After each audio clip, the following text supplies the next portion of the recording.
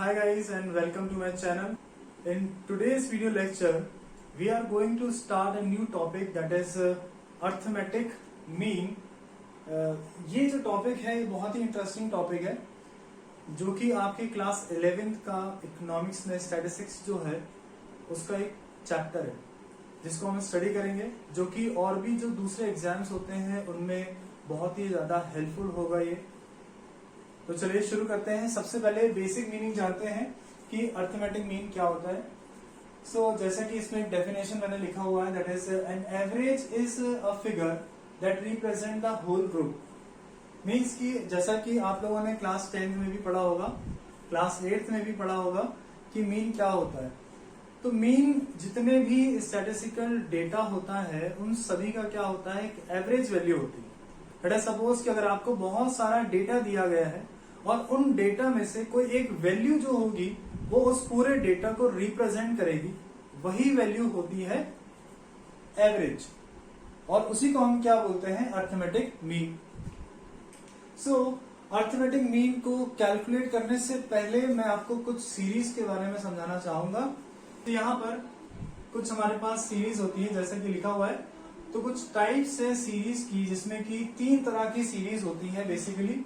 First one is individual, second है discrete, third one is group series. तो basically statistics में जितना भी डेटा कलेक्ट किया जाता है उनमें पहले हमें क्या करना होता है, उसको सीरीज के फॉर्म में रखना होता है।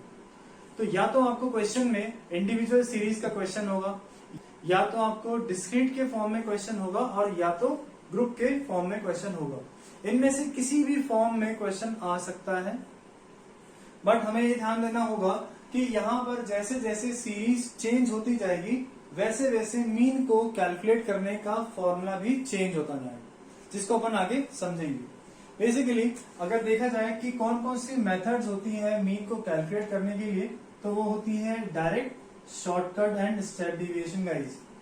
ये 3 मेथड होती हैं जिनसे कि हम फाइंड कर सकते हैं अर्थमेटिक मीन। तो सबसे पहले अभी हम बात करेंगे इंडिविजुअल सीरीज के केस में। अगर आपको मीन फाइंड करना हो तो आप किस तरह से इसको फाइंड कर सकते हैं। तो बहुत ही सिंपल तरीके से मैं आपको समझाऊंगा। इंडिविजुअल सीरीज के केस में एक चीज हमें ध्यान रखनी है कि इंडिविजुअल केस में सिर्फ ये 2 फर्स्ट मेथड जो होती है यही 2 लगती हैं। स्टेप डिविएशन इंडिविजुअल सीरीज के केस में अप्लाई नहीं होता।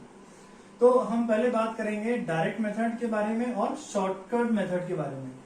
तो जैसे कि यहाँ पे देखिए, इंडिविजुअल सीरीज के केस में अगर आपको डायरेक्ट मेथड का कोई क्वेश्चन बनता है तो आप इस तरीके का यहाँ पे फॉर्मूला है जो हम लोगों ने बहुत पहले पढ़ चुके हैं।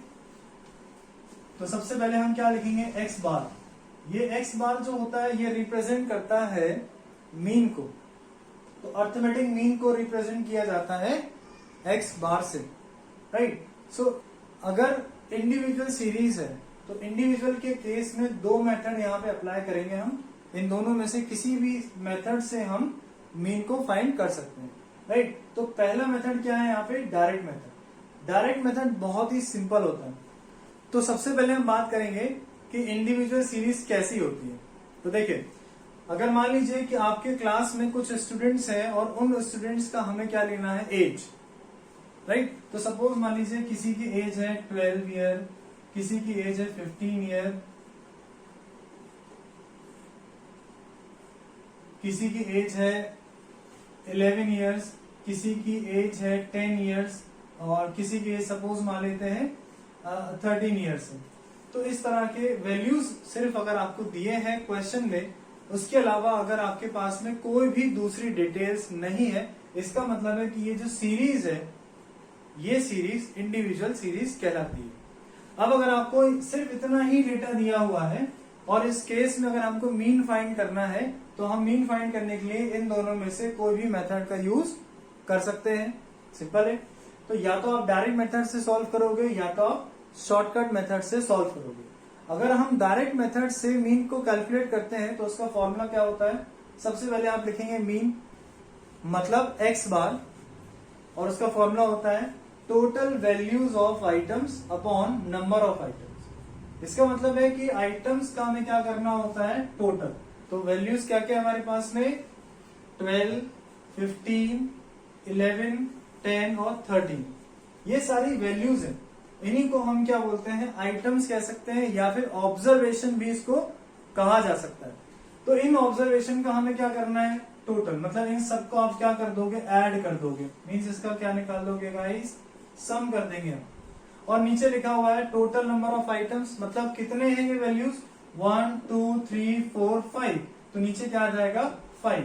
बस इसको डिवाइड कर दिया तो हमको मिल जाएगा मीन। It's very simple. और मीन को कैलकुलेट करने के लिए एक और मेथड होता है, जो होता है शॉर्टकट मेथड। शॉर्टकट मेथड में थोड़ा सा चेंज है। यहां पर अगर हम फॉर्मूले पे ध्यान दें तो शॉर्टकट मेथड का जो फॉर्मूला है वो है x bar is equals to a plus summation d upon n।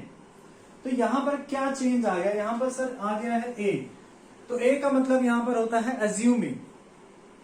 अगर हमें शॉर्टकट मेथड से सॉल्व करना है तो हम क्या करेंगे, जो भी डेटा आपको दिया गया है, इन डेटा में से किसी भी वैल्यू को हम मान लेंगे कि वो हमारा मीन होगा। मीन्स कि यहां पर हम किसी को भी मान लेते हैं कि मीन है। लेट अस सपोज कि मैंने मान लिया कि 15 हमारा मीन है, तो 15 की क्या कहलाएगा, 15 कहलाएगा हमारा a, मीन्स एज्यूम मीन, उसको हमें यहाँ पे पुट करना होगा। और अगर रही बात समीशन d की, तो d निकालने का फॉर्मूला लिखा है मैंने x माइनस a। तो अगर इनको सॉल्व करेंगे और यहाँ पर n दिया हुआ है, तो n जैसे मैंने यहाँ पे बताया था 5 आ रहा है, इसी तरह से इनको हमें काउंट करके यहाँ पे इनकी वैल्यू लिखनी है 5। और d कैसे निकलता है, d निकलता है x माइनस a के थ्रू। तो इतना हम अगर कर लें तो हमारे शॉर्टकट मेथड से हम निकाल सकते हैं मीन की value in case of individual series. तो इंडिविजुअल सीरीज में यही दो मेथड लगती है मीन को फाइंड करने के लिए। आई होप गाइज आपको इतना क्लियर हो चुका होगा। इसके क्वेश्चंस हम लोग नेक्स्ट वीडियो में सॉल्व करेंगे। और अगर आपको वीडियो अच्छा लगा तो इसको लाइक करिए, शेयर करिए और चैनल को जरूर सब्सक्राइब करिए। Thank you so much.